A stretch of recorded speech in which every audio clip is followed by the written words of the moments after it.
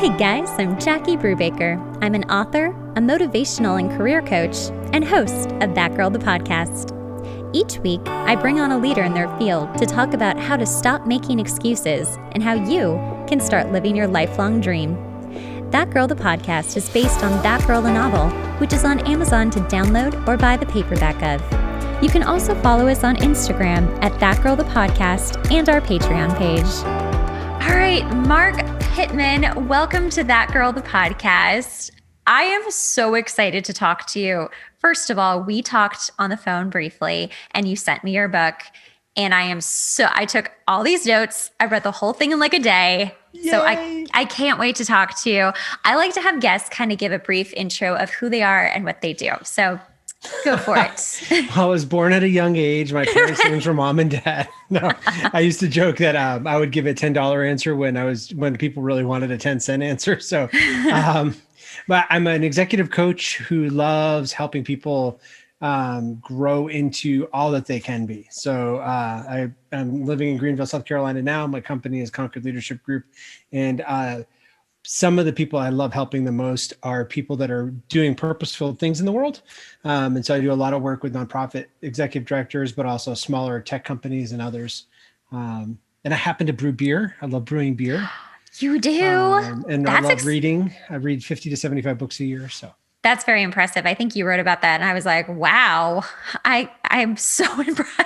I feel like since I started my business, I'm reading 5 books at once. And usually I read really quickly and I'm just like, I can't finish anything, which is what we'll talk about later. Absolutely real. Yeah. Yes, right. Just like, so your new book, it's coming out March 25th? 23rd. So close. The Surprising Art of Doubt, correct? Surprising Gift of Doubt. Gift of Doubt. I like, both are great.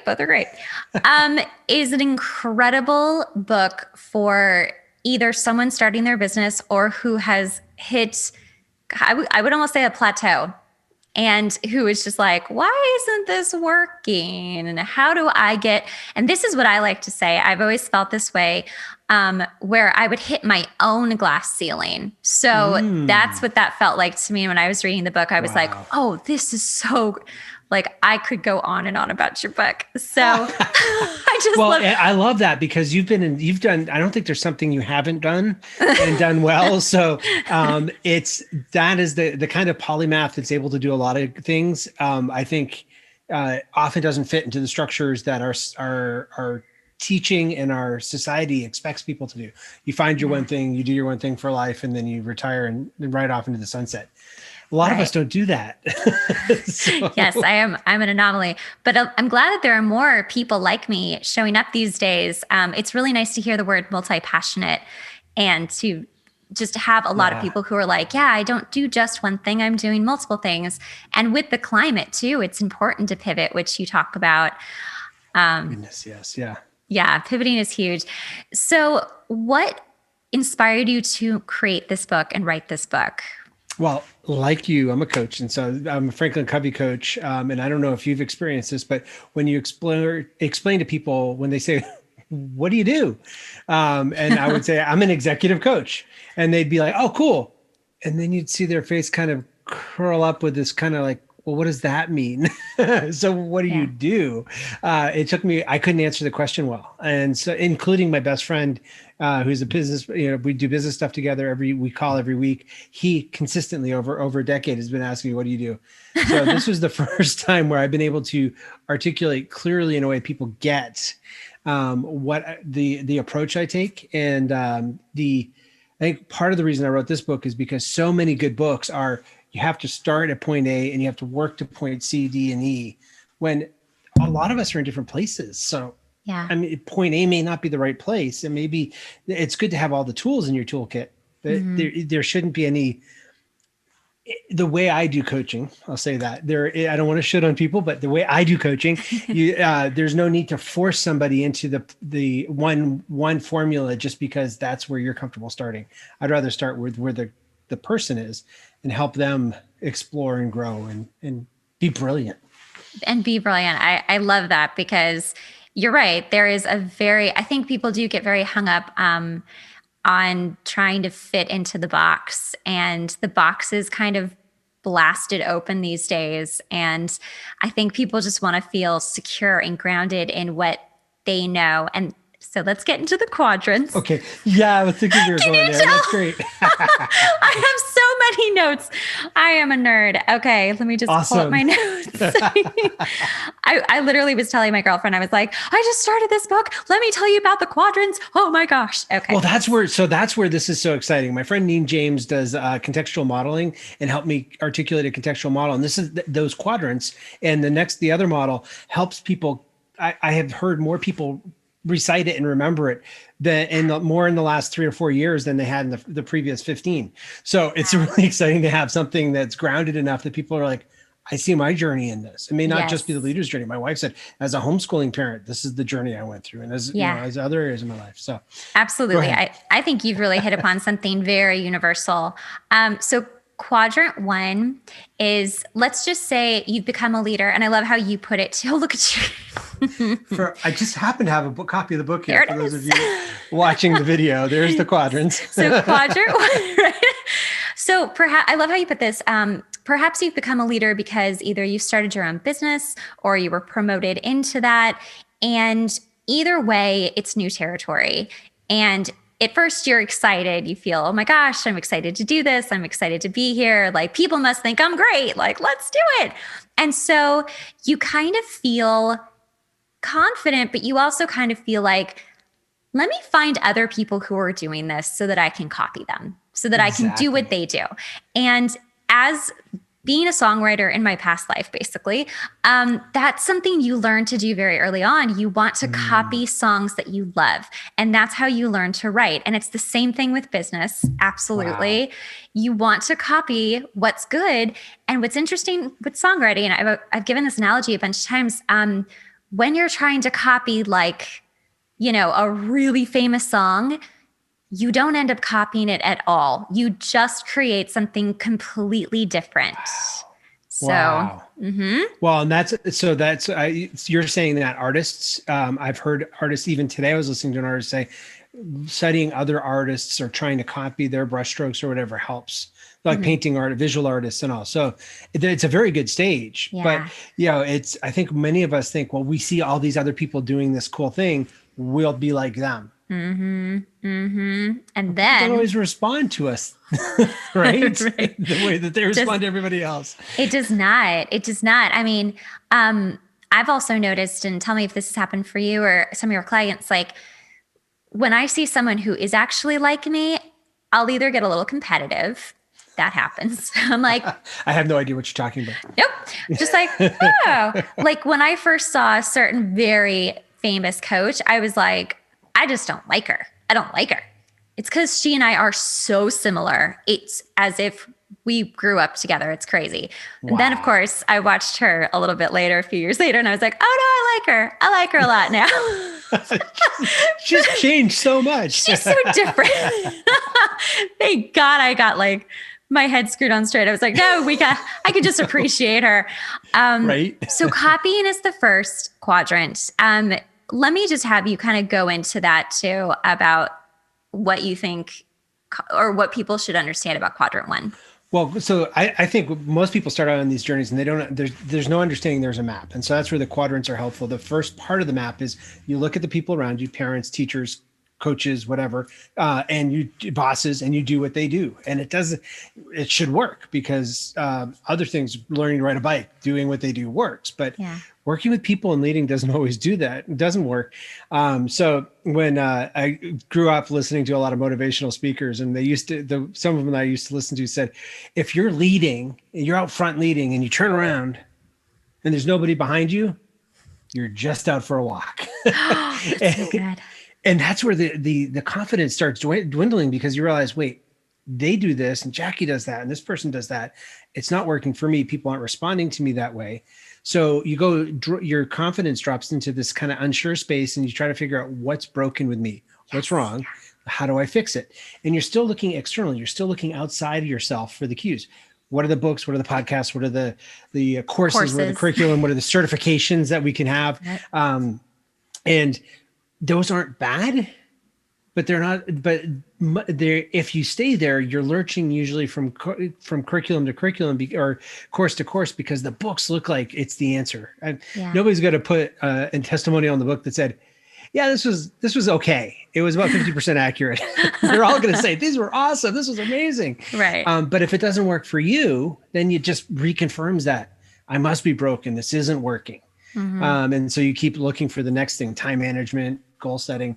And many people just spend their whole career there, lurching from trying to fix. And with that really sometimes growing fear that somebody's going to look behind the curtain and see they don't know what they're doing at all. They're just totally faking it, and they're not qualified to be in whatever position they're in, which completely could be the case, but it often isn't. That doubt can be the gift that brings you. It could mean that you're on the verge of greatness, because you're going to break free from doing everybody else's model, and you're going to try to synthesize it into your own, which is quadrant 3, which that's where all the magic happens. That's so true. But before we get to quadrant 3,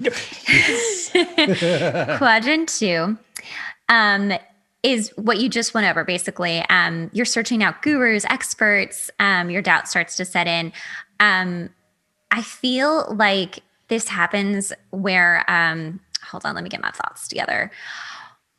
I feel like this happens when people are kind of jumping from one thing to the next. Yeah. And either, they could just be hobbies too, but sometimes in their careers, like we've met those people where you're just like, today I'm at this and tomorrow I'm at that. And then they just keep jumping, and you're like, well, what do you actually want to be when you grow up? And they're like, I don't know. So you're right. It just stays going, and you're absolutely right. It could just go on forever. So the doubt sets in, which is quadrant almost 3. And I love that the doubt does set in, because now you've just hit kind of, I don't want to say like rock bottom, but you're really out of like excuses. You're just like, I've taken all the courses, I've gone to therapy, I've changed my hair, like I've done everything I can think of. What about Bob? I'm doing the work, I'm baby stepping, I'm doing this work.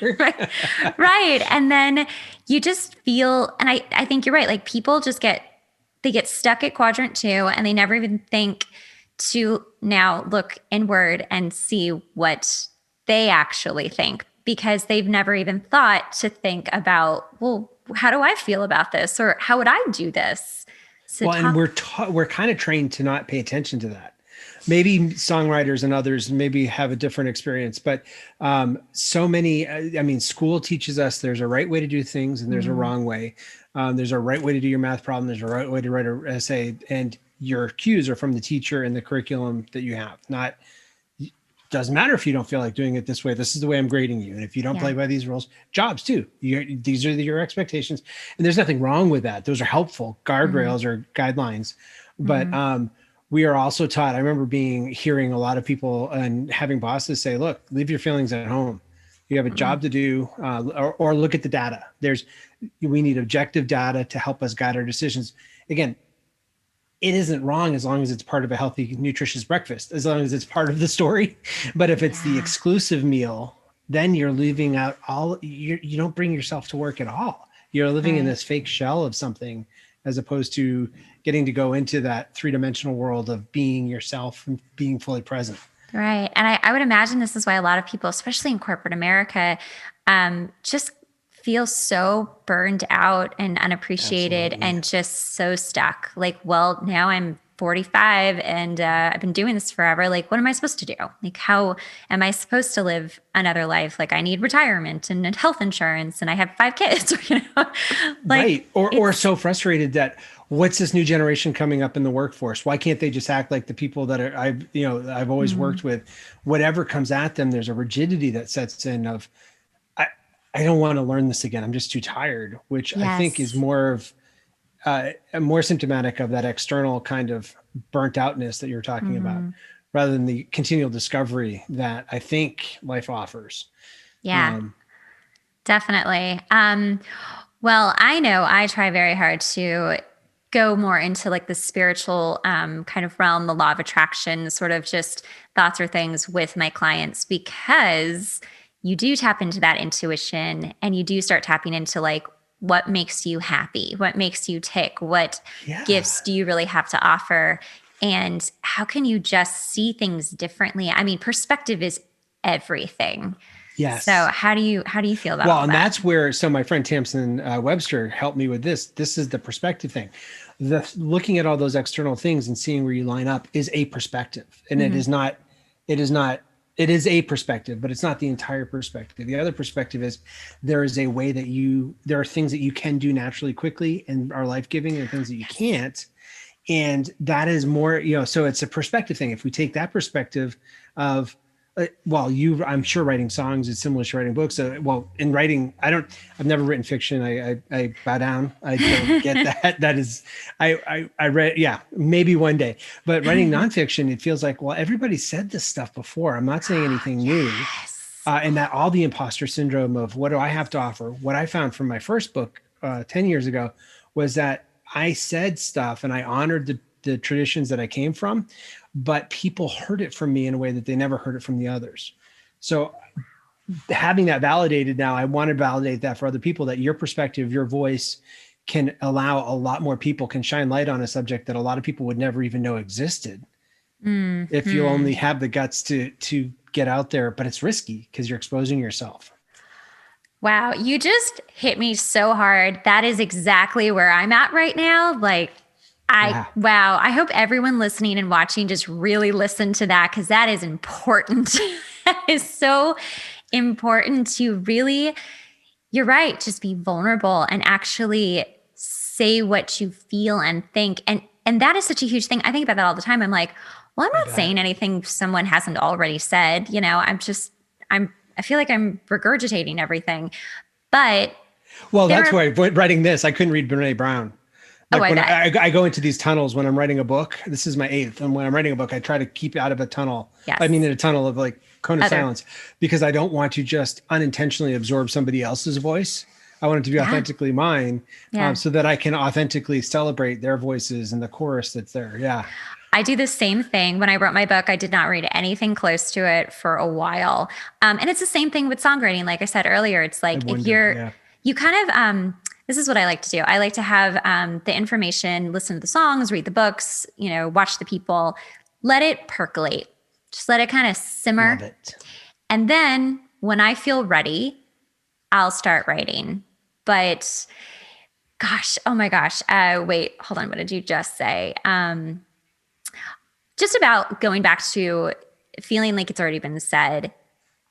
There are people who do not know what you've said before. They've never heard it before. Right? And someone said that to me, right? Yeah. It is shocking. Yeah. And I heard that for the first time last year. One of my close friends was like, you have to remember there are people who have never heard this ever. You are the Good first thing that person. You have friends like that around you. That is really, really important. Yeah. Yes. I was like, oh, really? She's like, yes. So it was, just that thought alone, just especially when you are suffering from imposter syndrome, which we all do at different levels of where we're at, which really goes into just talking or listening to your intuition and just saying what you need to say, like speaking your truth, really just putting it out there and knowing that it's authentic from you. And it's not that you're, copying Brene Brown or someone. And you just, as great as she is, she's amazing. I just watched her again the other day. But just really putting it out there and not being afraid of what people are going to say. Most likely people are going to like what you have to say if you're coming from an authentic place. It's a shocking thing. Yeah, that is largely the case. I think part of it too is realizing that it's okay if not everybody agrees. Yes. Like it's not about, I think we come into this world, come into the space, this area of thinking that we have to appeal to everybody and we need to, I don't know if it's mass market, sell something or that criticism is bad. But what we find is that if it's criticism for the right reason, like if people don't like it because they don't share our values, that can just reinforce our own commitment. It can help us to consider, is that something I need to listen to? Like the racial equity and all, definitely something I'm unlearning a lot of the systems that helped raise me as a white guy come up in this world. Yeah. But there are other things that are saying, like if they say, Marc is too self-referential in his talks and his stories, which is a criticism I got often in my early speaking career. I was able to just brush that off. And now I preface it that saying, I only want to tell you stories that I know are true, because I grew up listening to motivational speakers and they told stories that weren't true as though they were.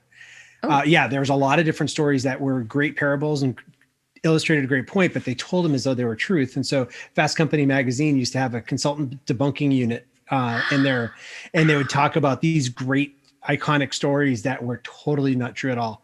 And I never wanted to be there. I felt like I have a responsibility to do my own work and do my own research so that I can always point people to the research and the stuff that I'm talking about. I can reprocess and repurpose and popularize. That's fine. But I want to be doing my own stuff so if somebody, that's why. So anyway, so what I do when I do give a talk now, I say, you'll hear a lot of stories about myself and the people I know. And that's not because we're special. It's just because I know the stories actually happened. You deserve truth and integrity. And I want to only give that to you. And that quieted those people. Or they stopped listening, coming to my seminars. Either one of the two. But it's totally fine. That's something that's so important to remember too, is that like, not everyone's going to like you. And that's so okay. It's like me with that one speaker. I was like, I just don't like you, but now I love her. So.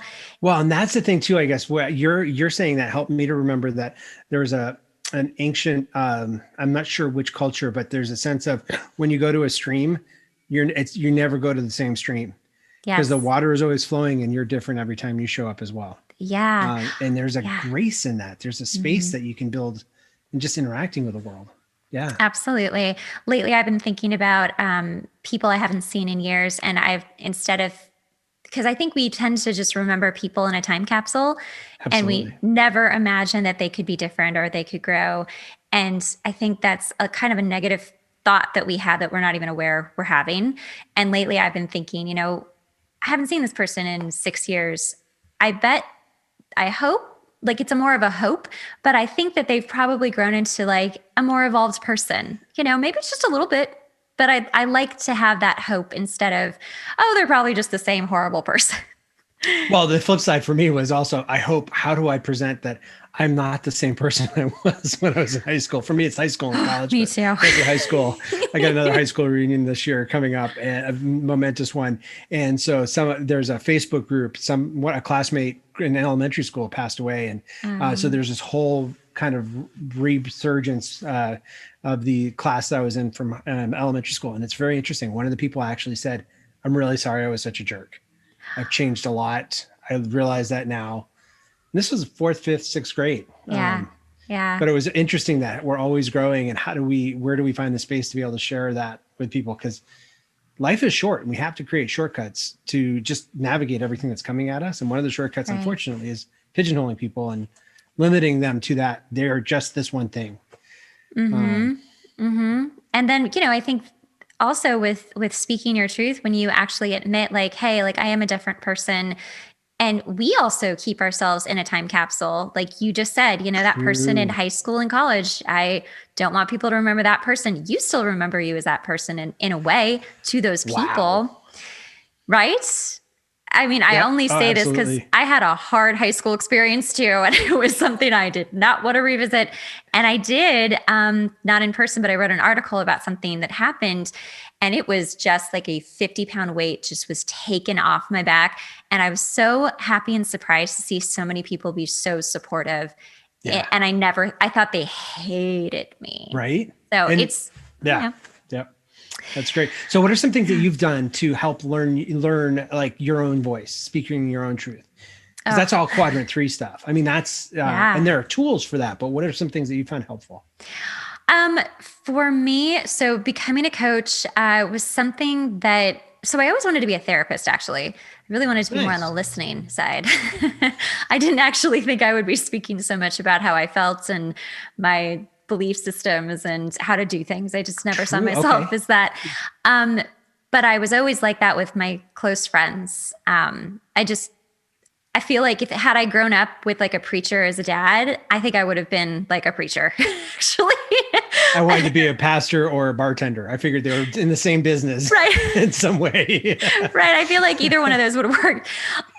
So I don't know. It just kind of happened sort of organically, where I just started putting out quotes and then writing about those quotes on Instagram, and people started really liking them and saying thank you, and this is so inspiring.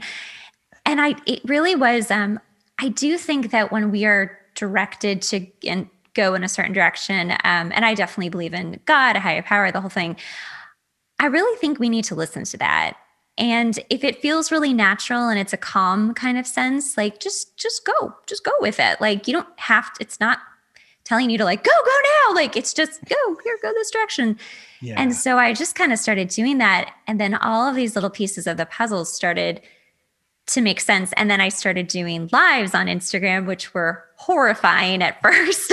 I mean, it hasn't even been that long, but just horrifying to be like, oh, now I have to speak out loud what I think. Oh my gosh. It's not just a really nice, type in type font or face. Yep. That I can edit over and over again. Like, now you're going to watch me and I'm going to speak out loud. And I hope this is okay. Like, it is total imposter syndrome. Well, then writing a book, it's in print. You can't forever. retract it. Blogs you can change. Your speeches you can. Oh, it's not exactly what I meant, but in print, it's there. Oh yes. You're out there. Exactly. So for me, I think it was a baby step kind of thing. And when I was seeing that people were responding well to it, it gave me a little bit more confidence and a little bit more confidence. And I know you sort of briefly mentioned, it's like a fake it till you make it kind of thing. And it's not quite like that, but it does feel a little like, just do it, just do it anyway. Like, I love the quote, feel the fear, but do it anyway. It's just, I think there's some, I love the fake it. I found fake it till you make it to be helpful for me, but I've seen a lot of people be harmed by that. And I think it's the hustle culture. Yes. Just pretend that you get the Lamborghini and do the Lamborghini drive-throughs with the video going and that kind of junk. And that's not authentic, but there is, for me, the fake it till you make it is when I have people coming to me for the same service that I don't recommend. I don't list anywhere on my websites. I haven't said this is something I provide, but I have repeated people asking me to do something and I feel unqualified for it, but they don't think I'm unqualified for it. Yeah. It has become, because of what you said, after you keep repeating things and doing things, you build a confidence. Your confidence starts to go up in your ability to accomplish certain things. And so for me, that's one of them of, enough other times in my life, other people have called out stuff from me that I didn't know I had. And it allowed, and that has been a way that God, the universe, has helped me to grow into another facet that I didn't realize was there. And so now when I feel scared, like I really don't have it, it's become a sort of exciting, I'm going to grow. This is something new. I'm totally still freaking out, but I think that they seem very confident that I can deliver this based on what they've seen. I remember being called to Beirut to do a nonprofit fundraising training. And I was like, I've never fundraising trained in Beirut. I've never done it in the Middle East. And so I kept consistently like trying to get her to not hire me. And she kept saying, no, I want to hire you. And one of the things I finally said was, have you read the book? And that book. And she said, yes, I read it. I said, what should I change? She said, no, this will exactly work in our circumstance. What you talk about is all fitting. So, but it was still having to have the trust of, all right, she's kept jumping over all the hurdles I put in the way. Yeah. Far be it from me to, prevent her from paying for me to be able to see another ancient, beautiful city. Right. Okay. Yeah. Okay. If you insist. Exactly. Okay. So let's talk about quadrant 4, which I think is beautiful. It's having a quiet confidence and the grace to just lead the way that you have found out leads best for you. And always kind of, adjusting as life is. It's always a little bit of an adjustment depending on where you're at. But I really love that it's a quiet confidence and a grace, because that, when I When I meet people who are either A, very famous, or B, very wealthy, or both, I'm always so happy when they are the most down to earth, kind, humble people, because usually they are. Most of them are. It's not the ones who are like kind of up and coming. It's the people who have been around the block and who have learned to be very, very grateful and understand that what they have can be helpful to others. And so when you talk about that, that just, to me, I know exactly what that looks like. And yeah, I think there's a flexibility that allows you. It's almost like the first half of the grid. The external only is your roadmap. You're looking for what's the roadmap to get to a destination. How do I get there? And the second half, where you're looking at your hardwiring and your stories and goal setting and mission, vision, values, in articulating and trusting your articulation of your own, that brings you up to that quiet confidence of quadrant 4, where you're able to have a compass as opposed to a roadmap. And you're able to, what things come at you and you know where the still point is, the still center, and what's true about what your experience has been or your organization's, your team has been. And you have a better stance to be able to respond to what comes your way. And a little bit less defensively too. It doesn't have to be scary. It can be more expansive and gratitude and a lot more grace. I like that you say, I think you said grace filled, and I really like that because I really resonate with that. Resent that. I resonate with that. No grace for you. Well, whenever, I don't know if you've ever done spirit. So I'm an assessment junkie. And one of the things that we've done growing up, my wife and I, growing up, we got married young, and there's 25 years in now. Yeah, we grew up together. It was the spiritual gift tests. We always score 0 on mercy and compassion, which is so funny because I pastored a church for a while, and we would like tell our kids, look, we know we have an obligation to be mercy and compassionate based on the faith tradition we're in. It doesn't come naturally. So it just, heads up. We just have to work really hard. We'll help pay for the therapy bills. We understand. Oh my gosh. I do not have kids, but I understand, because there are already things I'm like, that's going to be rough. That's going to be a rough one for me. Just going to be like, I'm sorry. Sometimes you do have to just say, suck it up and move on. Yeah, that's true. At least to yourself. Maybe it's not nice to say to other people, but. Right. Well, one of the things too, I was thinking about with the quiet confidence is, so I actually never met my grandfather, but he was a brilliant guy and very, very successful. And it's so interesting. I feel like he's kind of guided me throughout my life, to be honest. Wow. Yeah, it's funny. Like whenever I met someone who's psychic, they're like, oh, your grandfather is always with you. Always with you. Yeah. And he was such an incredible man to the family and in general, like he was brilliant. But I remember saying to my uncle once, I had kind of learned something, and I said, I had just finished my second album, and I produced it, and I was, managing the whole thing. And I was in the studio, and I said to, I think, my engineer, I was like, it is so nice to hire the people who just do what they do well and just let them do their thing. Because I could just sit here and be like, yeah, that sounds great. And maybe just add that. Or what do you think? What do you think?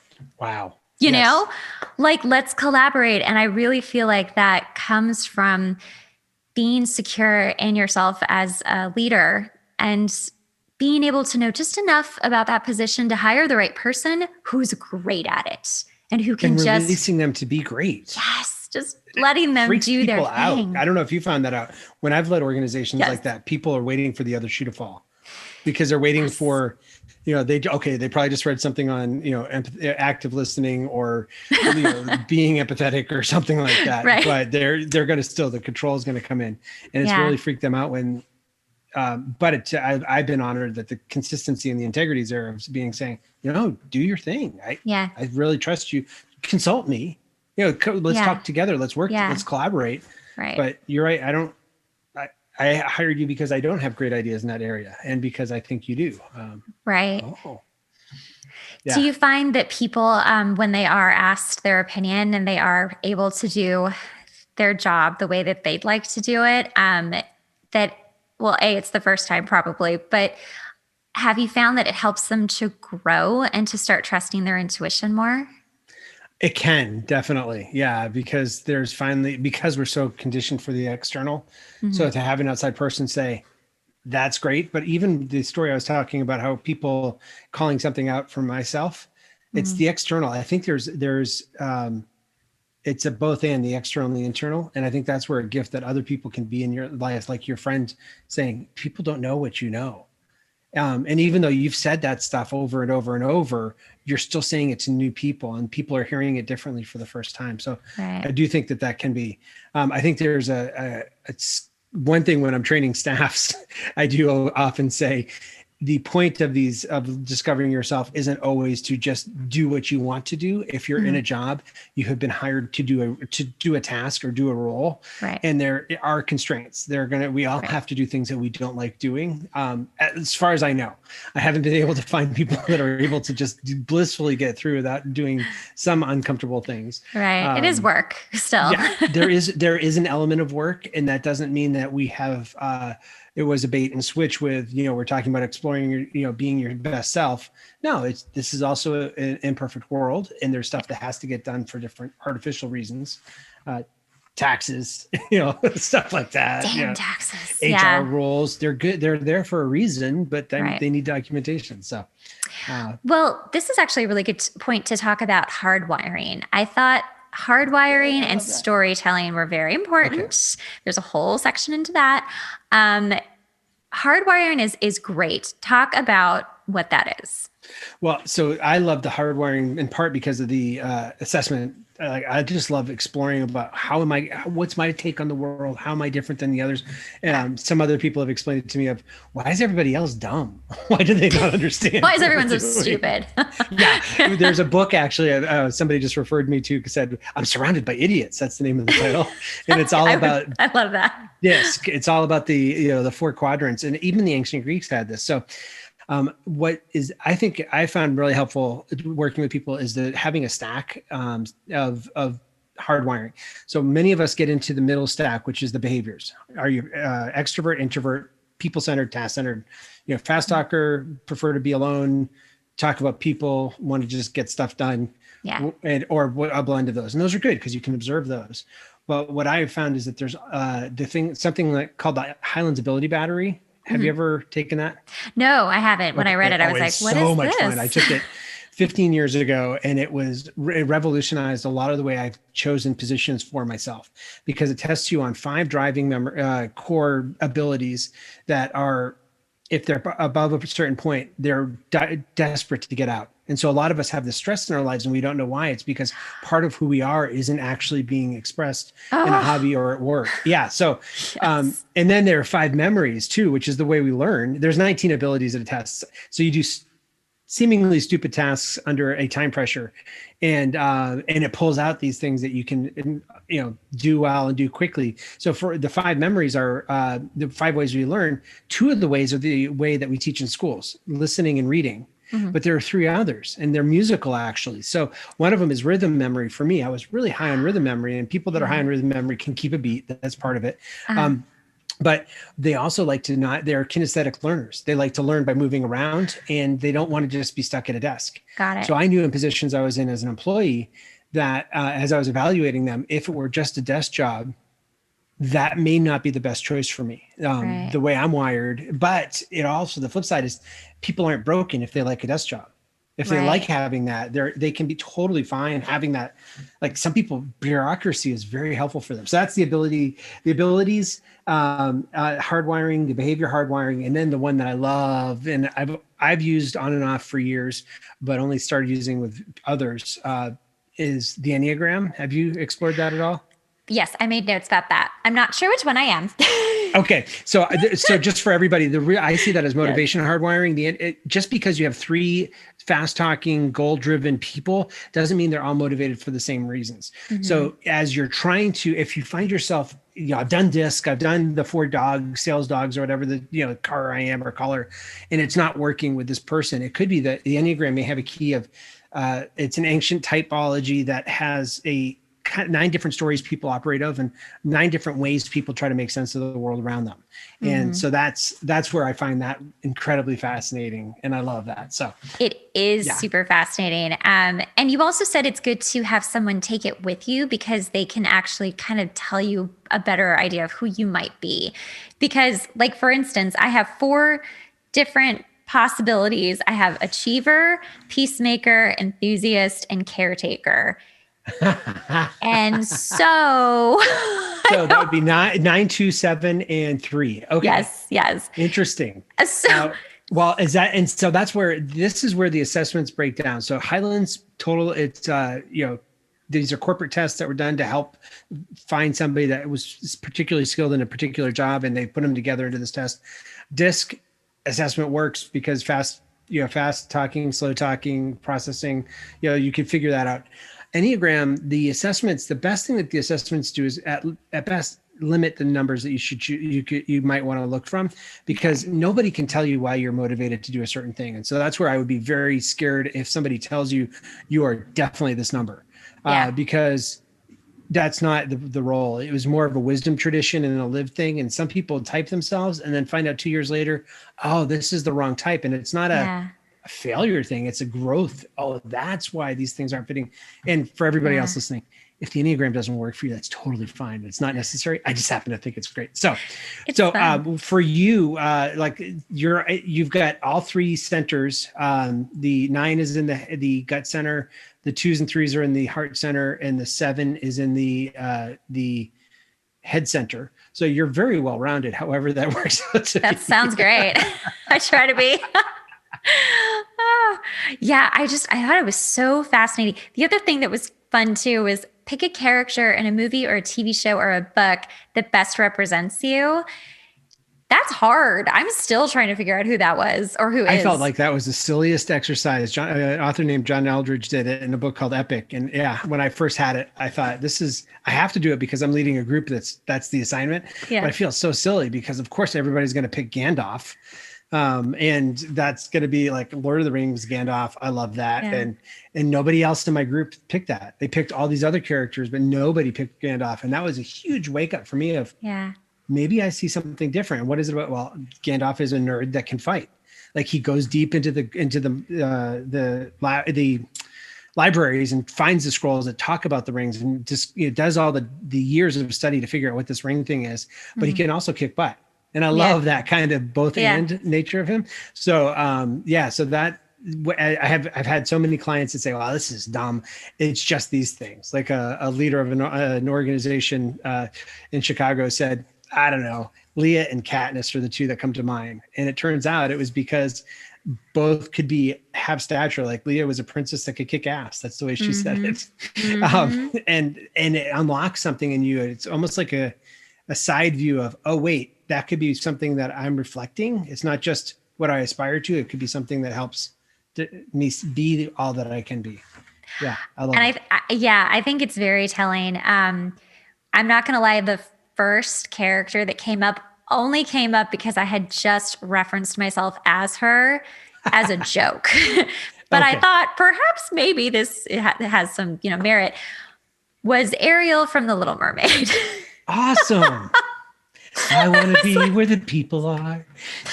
And the only reason I said it was because I feel like I was living in a world for so long in my career that I did not fit in. I was literally a fish out of water. So maybe Ariel is my person. Yeah, I think Ariel was my person. And then now I'm actually out of the water. I'm into the world that I should be in, and I'm so happy. But this is an interesting thing to talk about. This is not in your book, but this is just, interesting. So I've realized that I'm actually, even though I'm happy to be gone from my last career, I'm grieving it. Yes. I'm actually grieving it. And I didn't recognize what was happening because I was just getting all this anxiety out of nowhere, out of nowhere. And I kind of did like a small meditation, and it just sort of hit me. And I was like, okay, whenever I feel anxiety, and so far I haven't since I've discovered this, nice. I'm just going to sit with myself and be like, okay, what's coming up? Or what did I just see or hear that made me think of my last career? What's the memory that's coming up? Let me just feel it. Let me just think it, let me just look at old pictures and just really feel it through. I love that.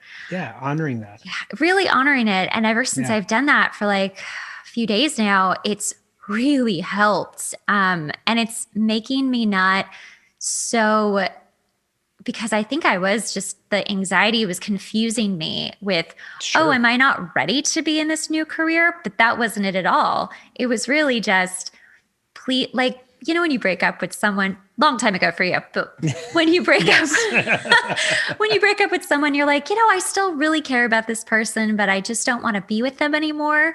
And now you've met your new person and you're really happy, but there's still that residual grief, Mourning and grief is something that our culture traditionally doesn't do well.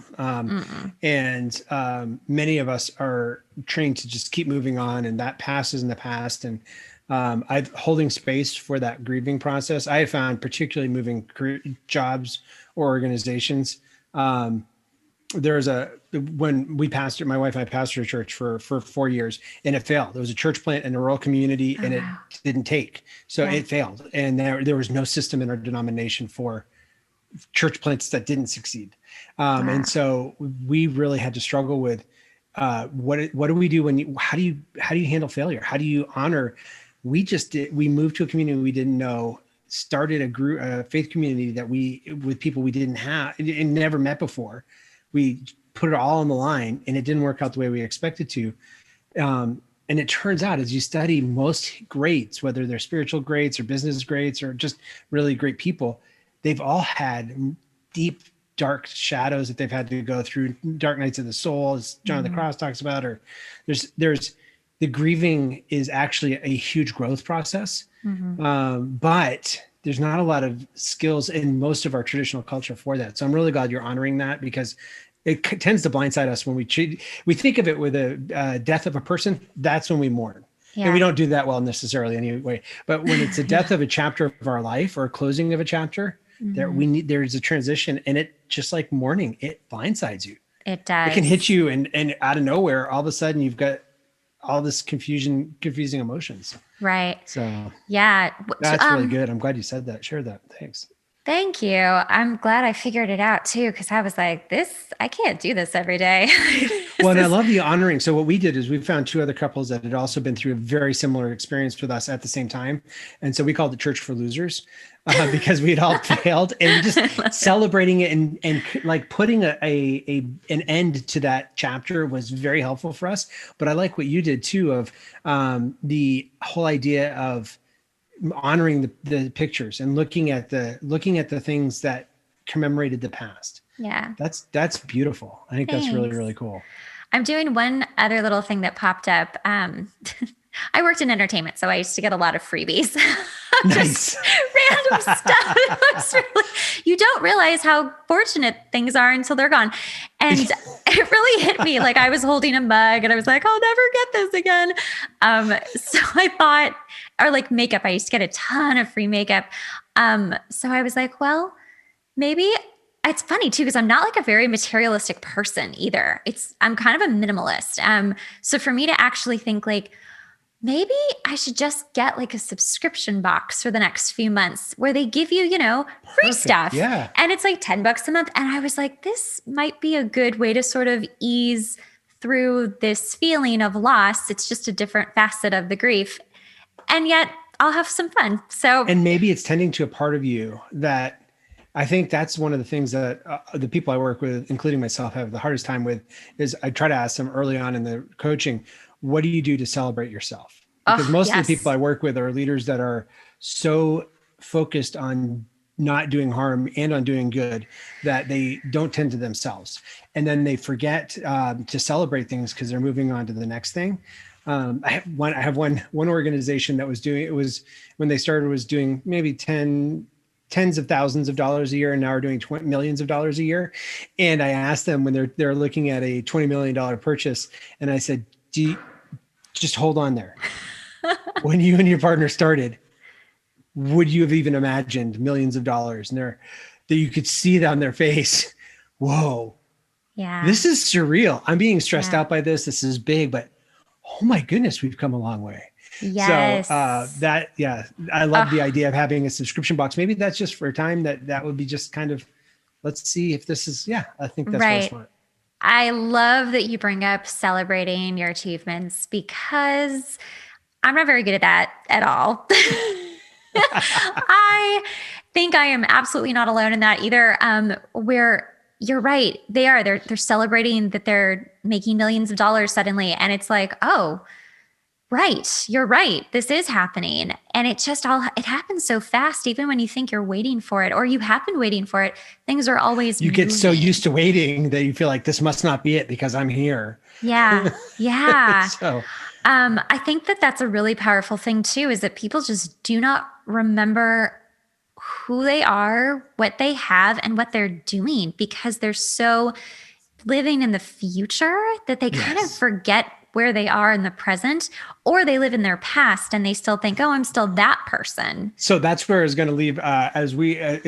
For people with Enneagram, if they feel like, wait, you just opened a story loop of many minutes back, and you're not, Jackie We're going back to what number I Enneagrams. am, and you're not helping. One of the ways to think about it is the stances that Catherine Horney talked about. She's a German psychoanalyst. Susan Stabile does good teaching on these: aggressive, dependent, and withdrawn. So aggressive people are futures always out there, and we're moving forward fast. Of course, you can change the future because it hasn't been written yet. Yeah. Dependent people are looking for the answers more around them, but in the people around them, and they're definitely much more in the present than in the future. Withdrawn people are more in the past, and they're very much, how did we get here? And they like to often be isolated and closed off to work on a solution so it's perfect before they try doing something. And then those three stances map really nicely on the Enneagram. So for you, the 7s and 3s, 7, 3s, and 8s are aggressives. So you've got 2 of them in the aggressive stance. And some of those fast-paced things that you've done may lead to a more aggressive take on things.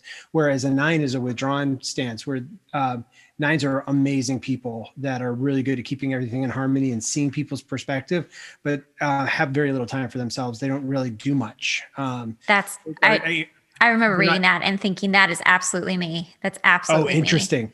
Yeah. And then the dependent people, like a 2, is they're very much in the present, and they're getting their self-worth from helping people around them. Yeah. So I don't know if that helps. It sounds like all 3 resonate with you, which could mean that you're very well-rounded. I'm just going to take it. I'm going to take that because I'm well-rounded. The ancient wisdom of the Enneagram also says technically all 9 types are in us. And part of what we get to do is draw from the different energies in different stances. I think that's where the hardwiring is helpful, is, there's a different way of being. There's a different orientation to life that I might be able to tap into. This may not be a time. The pandemic hits. Everybody's in lockdown.